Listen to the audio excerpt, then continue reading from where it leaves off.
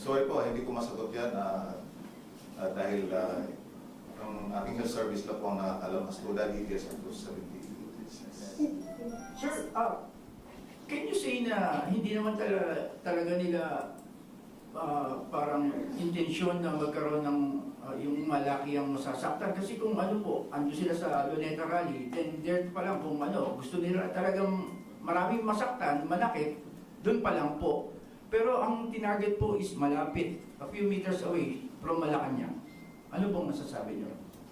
Well, yan ay subject pa rin po ng further study and evaluation. Our Directorate for Intelligence plays a vital role in this aspect. Any more Sir, questions? bukod po dun sa Medjola at saka sa Ayala Bridge, meron din daw po nagkainitan dito sa may Camp Aguinaldo, yung mga dating mga sundalo at yung mga iba pong mga protesters. May report po kayo doon? So far as DO, wala pong nakarating sa amin except dun sa nakikita natin na sa live feed na may mga grupo na nagbabatuhan lang ng mga plastic or plastic bottles. But as far as kung dating sundalos na hindi namin ma-confirm sa amin. Any more questions, sirs and ma'ams? So, Sir, Police Colonel Cristalino Artolentino, our ex-ODO, thank you very much for gracing us today.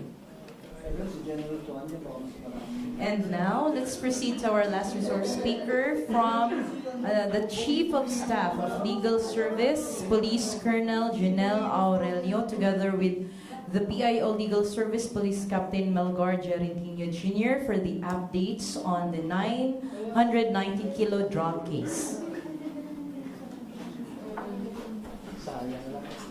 Magandang umaga po sa ating lahat.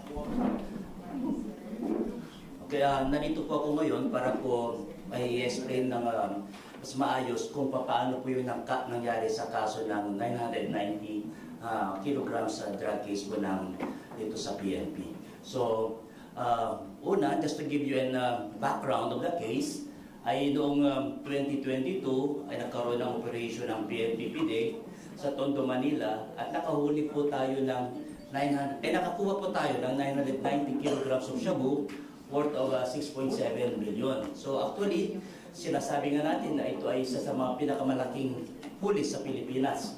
So dahil po dito, ay naaresto si Police Master Sergeant Rodolfo Mayo, isang PDEC operative, at pagkatapos ng kanyang pagka-aresto, ay siya ay po ay nakasuhan ng admin case sa IAS at siyang naging dahilan para po siya ay ma-dismiss noong 2023. At aside from that, ay nagkaroon po din ng kaso ang ating mga kapulisan na for planting of evidence na na-file po dito sa Manila nung dito lang po. So next please. Ngayon po ay siguro you are already aware that ang nag-handle po ng kaso nila ay sa RTC and sometime this month lang, ito lang, na we received a resolution from the court that dismissing the complaint against this 22. What was the reason of the dismissal? Nang sabi ng court ay defective yung information and the prosecution failed to comply with the directive sa kanilang resolution. Kasi sabi ng korte po ay prosecution, you need to submit a amended information to identify kung sino yung innocent person doon sa subject planting and also what was the purpose of the planting. Yun po yung sinabi ng korte po natin. Yes, the prosecution filed an amended information, but according to the resolution submitted by the court, ay they denied yung amended information and eventually they dismissed the case for failure to identify or because of defective information. Yun po yung rason ng pagka-dismiss po ng kaso. And just to let you know that the dismissal of the case was not based on merit grounds but based on technicalities po. Yun po yung naging rason po ng dismissal. So, since na-deny yung amendment, ano yung effect? Na-quash po yung information. So, ibig po sabihin, na-dismiss na walang visa po yung information na na-file at na-dismiss po yung kaso. So, next please. So, ito po yung naging basehan ng korte sa kanyang pagdedesisyon. Next. So, Yan. Just want to remind everyone po na yung dismissal naman po ng kaso, yung criminal case, ay hindi po naman po naka-apekto sa mga administrative cases or mga decision na naibigay po ng ating IAS sa kanila. Kasi po magkaiba po yung criminal case dito po sa admin case. And also, right now, we are still coordinating with the prosecution kung ano po yung mga appropriate legal remedy po namin na aming mga gagawin for this matter. Yun lang po. Magandang umaga. Thank you very much, sir. Let's proceed to the question and answer from our media friends. Start with Ms. Leia. Morning, sir. Sir, ano ang magiging implikasyon ng dismissal ng criminal case sa nauna ng admin case kung saan po na-dismiss yung mga akusado dito sa 990? Maraming salamat po. So kagaya po ng sinabi ko po, wala pong implikasyon yung pagka-dismiss ng criminal complaint sa admin case sa mga decision. Kasi po magkaiba po yung they can proceed independently. Iba kasi yung quantum of evidence ng criminal case, iba rin sa admin case. Ang criminal case kasi, ang ano dyan, guilt beyond reasonable doubt. Dito naman sa admin case, it's just a substantial evidence. So they can proceed independently po. Pwedeng ma-dismiss criminal, pero pwede pong guilty sila sa administrative case po. Pero sir, magagamit ba ito? Possible bang magamit ito ng mga pulis para makabalik sila sa serbisyo? Since yung criminal nga ay na-dismiss na, pwede nila itong gamitin para makabalik sila? I would like to answer this in a very generic sense na lahat naman ng mga akusado, lahat naman ng nag-appeal ay ginagamit nila lahat ng remedyo. Ano po? Pero as to the weight of evidence, kung ito ay pwede, ay depende na po siguro sa ating mga IAS at okay, sa mga quasi-judicial bodies po natin. So, Sir, si Master Sergeant Mayo ay nakakulong. yes po, nakakulong. Oo. Sir, dahil nga na-dismiss itong kaso na ito, makakalaya na ba siya? I don't think so kasi meron pa po ata siyang pending case. Possession of drugs pa rin sa ibang court po ba yun o same court? And involving the same subject matter.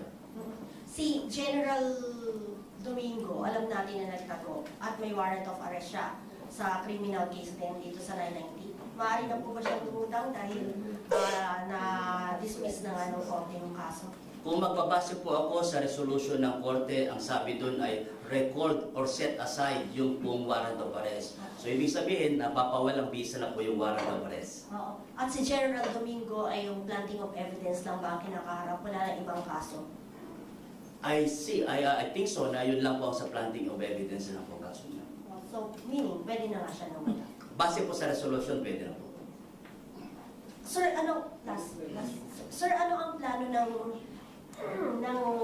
legal service at ng PDEC after na nito na mapasura po yung case?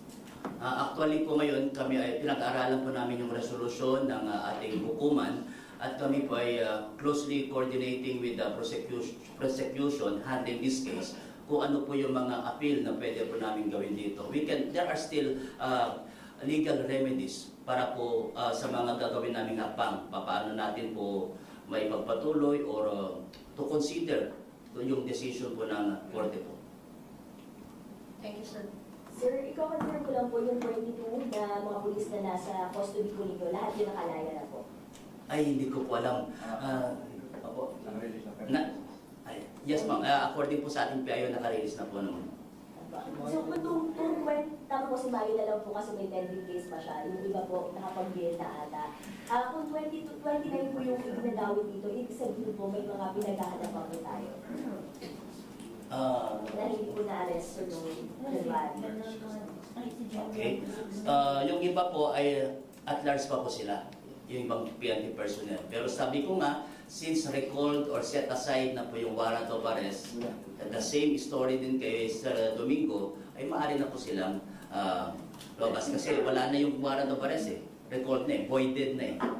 Pero may kaso pa po sila yung bugging and denial of Sabi naman ng korte sa resolution, kung meron pa silang ibang kaso, hindi po sila pwede pong makalaya. Dito lang po kasi sa planting of evidence po. Sir, Yes, sir. so yung sa one of the 22 na na-quash yung warrant, sir. One of them is Colonel Olonan. Yes. na incidentally, one of the 18 third-level officers na inaccept ni President Marcos yung resignation. Anong mangyayari po sa tingin niyo sa resignation niya? In my own personal view, kasi po yung kaso is one thing. Yung pag-resign niya ng yung courtesy resignation is naman is other thing. So, that is two acts po yan eh. So, magkaiba po yun. So, kahit sabihin natin na sila ay na-dismiss sa kasong ito, but you have accepted the resignation which was accepted by the President, then mag-effect pa rin yung resignation po niya. Sir? Yes, sir. Nabanggit niyo, na-dismiss due to technicality.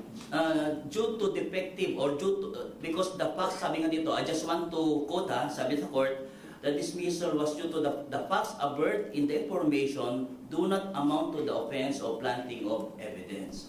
So yung information kasi na ispinal ng ating prosecutor, ay sabi ng korte, ay bakit dito wala yung mga pangalan ng innocenteng person na subject ng planting. Yun ang sabi ng court. So ilagay niyo yung pangalan. And also, ano ba ang purpose ng planting? That will it incriminate or implicate ba siya sa isang crime?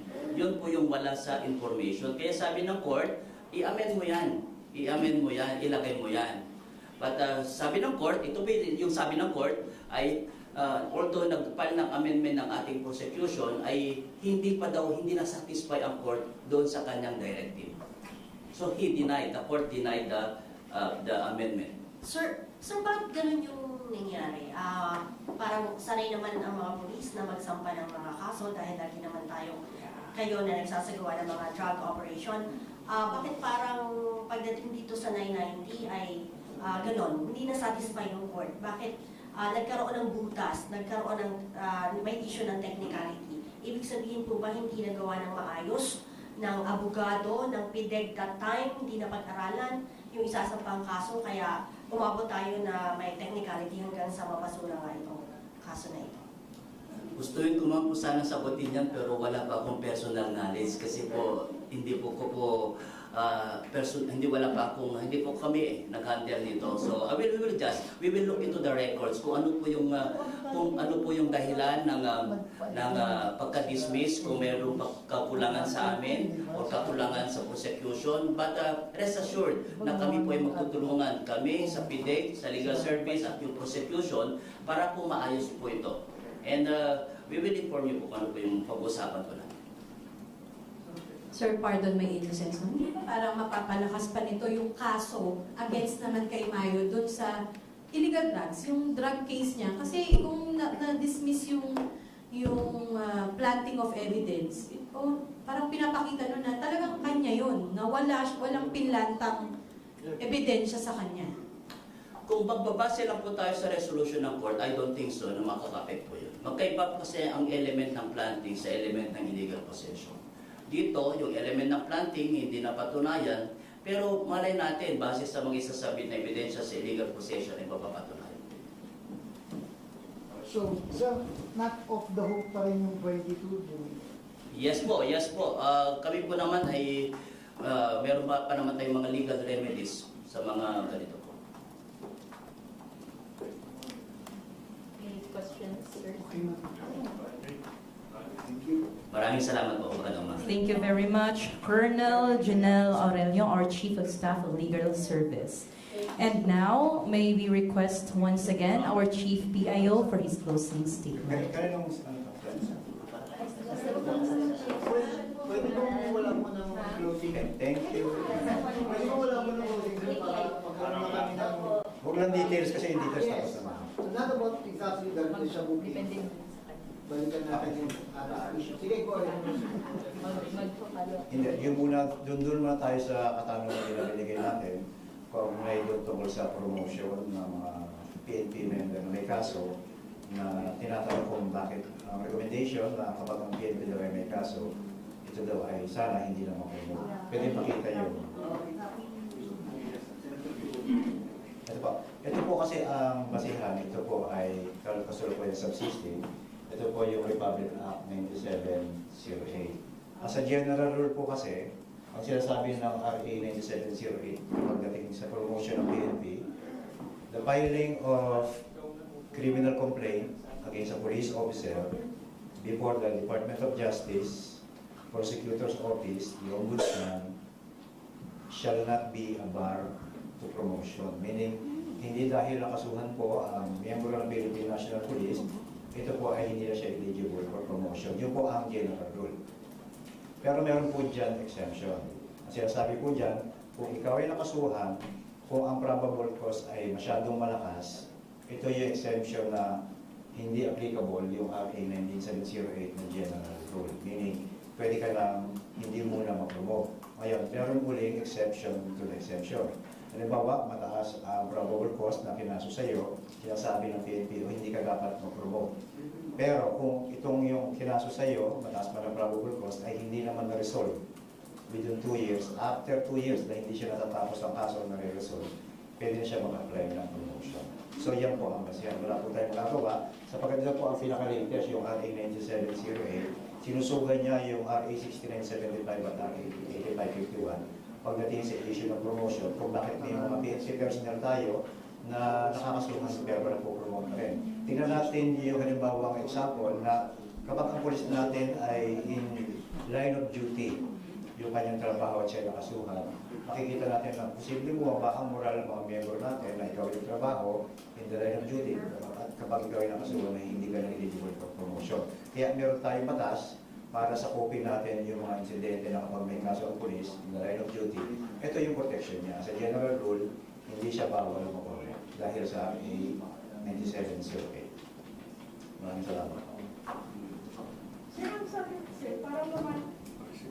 Sinasabi kasi ng iba, parang lumalakas yung loob ng ilang tiwaling pulis na hindi sila gaano mapapanagot kung makakasuhan sila dahil eligible pa rin sila for promotion po. Kahit sinabi niya kanina na depende sa bigat ng kaso, yun po yung pananaw po kasi ng iba. Ano po yung thoughts po ninyo? Mag-depende po kasi ito sa magiging kaso na miyembro ng pulis kapag sila yung trabaho. Sinasabi nyo na lumalakas ang kanyang loob. Specific po yung sinasabi ng RA 9708, ito po yung nilagyan ko yung halimbawa. Ito po yung mga kaso na makikita natin sa revised penal code ng violation ng human rights. Pag kinignan mo yung human rights violation sa revised penal code, ito yung may example po. Meron tayo dito ang halimbawa, makikita mo yung slavery, ang typical na nakikita natin yung mga torture, degrading treatment, ang pinakakilala natin, arbitrary detention. Kapag ito yung mga kaso nila, exception sila agad. Hindi dahil ito ang general rule, automatic na pwede sila ma-promote. Basta ito ang mga kaso na nilabang nila, automatic, hindi sila eligible for promotion. Within 2 years, kapag hindi siya na-resolve, doon papasok na pwede na sila. Kaya hindi rin tama o yung sinasabi na lumalakas sa loob nila dahil meron tayong general rule na hindi sa back for promotion, yung kapag ikaw yung papasok. Your thoughts po, sir, about this sinasabi ni Senator Tulfo na may corruption sa loob ng PNP?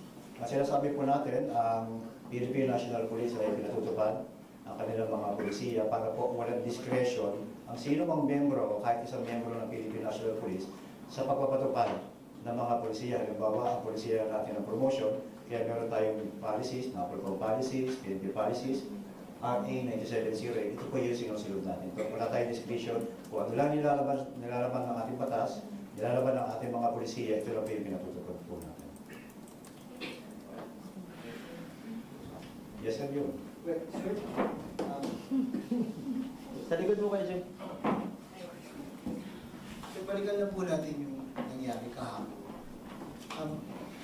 Bigyan niyo nga po kami ng clear picture ng direction ng investigation. May mga sinasabi kasi may rapper, tapos meron yung allegedly, merong dating politiko, ng lawyer, ng fan. Saan po ba ang direction ng investigation? Doon muna tayo sa general assessment na nabanggit o nilabas po natin. Sinasabi po natin, sa kabila ng mga isolated incidents na nangyari specifically doon sa Port ng Ayala Bridge, as a general nang nangyari general assessment po natin, naging payapa sa kabuuan yung naging protest rally kahapon. Kaya po hinihiling ng Philippine National Police, nakita rin ang personal ni SIM Budihap na sinabi niya na nakakaawa yung mga polis na nakita natin doon sa Ayala Bridge. Kaya ang hinihiling po ng Philippine National Police sa halip na mag-concentrate tayo kung ano yung ginawa ng mga grupo na nahuli, bagamat sila nakakaawa, meron silang paglabag. Tingnan natin yung naging kabayanihan ng miyembro ng Philippine National Police natin. Tinatanong lang ilang grupo natin, ano ba ang extent ng maximum tolerance? Doon nyo makikita ang tunay na kabayanihan ng Philippine National Police sa kabila ng ina-agitate sila, binabato, sinisipa, sinasaktan, pero ilang minuto bago sila nag-react lang sila nung meron ng nasusunog na kung saan ito ay tahas sa paglabag na sa mga batas. Especially ng BP 880. Pero yung paglabag ng batas na ginawa ng mga agitators o ng mga batang nahuli, doon sa mismo miyembro ng Philippine National Police, makikita niyo po, ilang minuto bago nila pinalagpas. Pag pinalagpas nila at all, kung kumilos lamang yung miyembro ng ating CDM, kung meron ng paglabag ng batas, baka saan sila yung susunod. Yung sa investigation ko, pwede bang mas malinaw na lumalabas po na hindi nais na manakit ng mga initially na 17 na kabataan na nahuli. Kapag tunay nilang manakit ng mga ibang protest rally, sa ibang lugar sila ginawa. Ang nais lang nila na lumalabas na sila agitator upang sakta o i-agitate yung ating mga member ng CDM doon sa Ayala Footbridge. Kaya kung mapapansin ninyo, sa initial investigation, kiniklaim nila na mayroong isang Filipino local rappers na nag-agitate sa kanila. Pero ngayon lamang po, naglabas ng statement official po ang Manila Public Information Office po ni Mayor Isko Moreno na ang information naman ang nila natanggap. Ito po ay isang businessman na Chinese Filipino community. So lahat po ito, pinapaktor ng Philippine National Police na pagpapay. So dalawang anggulo na po ang tinitingnan natin. Ito yung anggulo sa mismong nahuli ng mga tao na posibleng nililito lamang ng mga nahuli ang ating gobyerno kung sino ang dapat sampahan. Pero independent investigation na ginagawa ng Manila City Hall, may separate naman po silang anggulo ng tinutubo kung sino yung possible na posible na nagpondo dito sa mga agitator ito. Sapagkat kung mapapansin natin, itong mga agitators na mga puter, wala namang mga pala. Maliban sa akta ng mga pulis at alam naman nila, kapag sila ay mahuli, sila ay magkakakaso. Sir, ano yung extent of injuries ng mga grabing nasaktan na polis at nasa ospital pa? Kung makikita nyo lamang po ang ekspresyon ng ating mismo President Gijan de Cunilla. Siya po ay awang-awa sapagkat siya mismo ay nung nandun sa insidente sa Ayala Footbridge, nung makita niya yung insidente na kung saan may diumano ay nagpapatong ng Molotov ban sa pagkakos ng mga agitator o realista. Sinasabi niya, awang-awa ako sa ating kabayanihan ng mga ating pulis. Kita ko kung paano na sila nasaktan, pero pinatupad nila yung ating kautusan na more than maximum tolerance ang mga pinito. Sir, may mga photos kasi kahapon. Mga yan, may mga lumalabas, may mga grabe yung laceration, grabe yung injury sa ulo. Can you pakwento lang, sir, yung mga nabalian ng buto, nabalian daw ng kamay? Kung mapapansin niyo po kahapon, naglabasa na po sa mga social media, yung iba't ibang uri ng injuries na tinamo ng ating Philippine National Police. May nakita tayo doon ang miyembro ng Philippine National Police na si CPR. May nakita rin tayo yung braso mula severely injured. At may mga natutukarin, meron pa tayo yung nakita doon na police woman na kung saan binato ng di alam na kung klase ng likito. Ito po ay pagpapatunay na nakinig po ang ating mga CDM at ang ating police sa ground na ipatupad ang maximum tolerance sa kabila ng mga injuries na nakuha nila. Sila po ay they stood their ground para po proteksyonan ang ating po mga realista at ang bystanders po in community at large po. Pero ano yung tulong na bibigay dun sa mga police na na-injured? Sa kasalukuyan po, nag-iikot po ang ating acting chief PNP na si General Narcantes. Nagbigay na po sa personal niya po binisita ngayon ang gawin po dyan sa health service. Personal niya binisita yung ating po mga PNP members na review. At may mga kaukulang, kasama niya po ang ating Director for Controllership para ito naman po sa financial na tulong na nakalaan po para sa ating mga na-injured na member ng Philippine National Police. Sir, sasabi niyo lang na yung maximum tolerance protect even the protesters. Tama po. Tama po. Does it mean na hindi talaga sila sasaktan ng polis? Ang maximum tolerance, sir, may karugtong po siya na polisiya ng Philippine National Police sa sinasabi doon. Hanggat maaari na kung tayo ay sinasaktan, tingin natin yung ating pasensya sa pagpapatupad nito.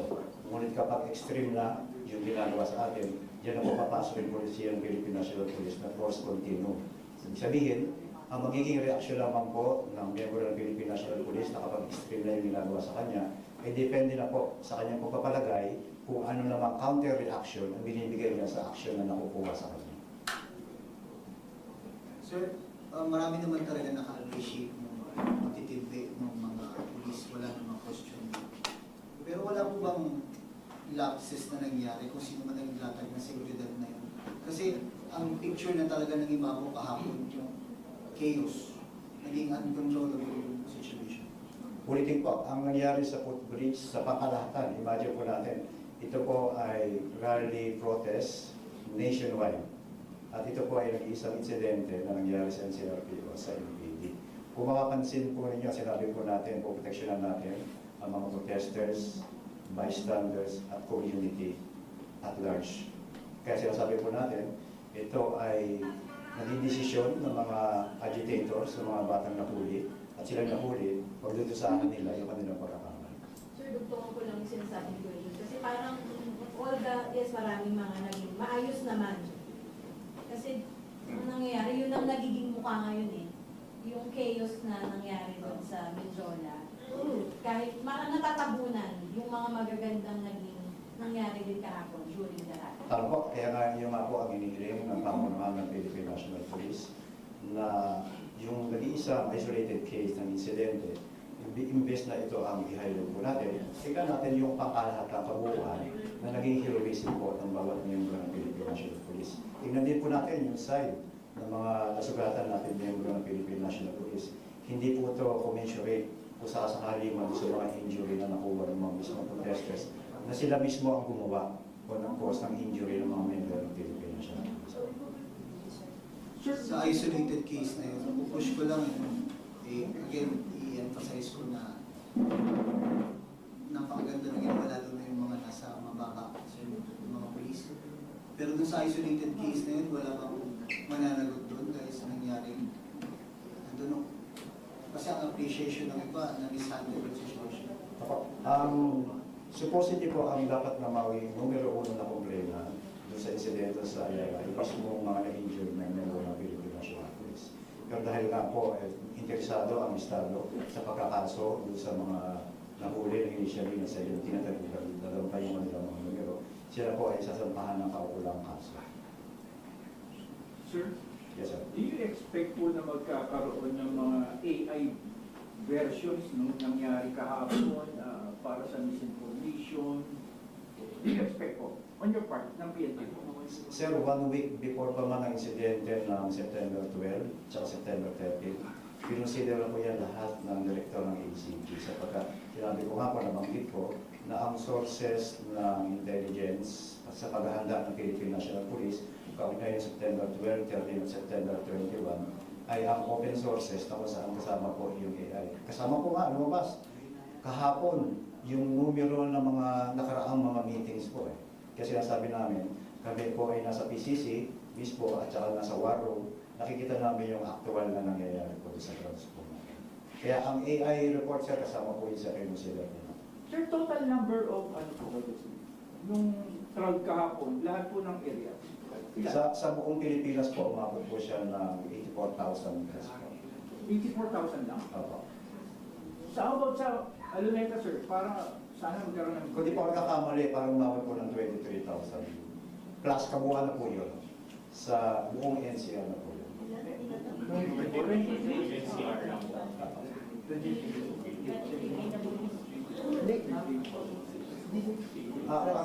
Ang nais ko pong magitin, yung mga numero po kahapon na nilabas natin sa ating press release, yun po ay as of 6:30 p.m.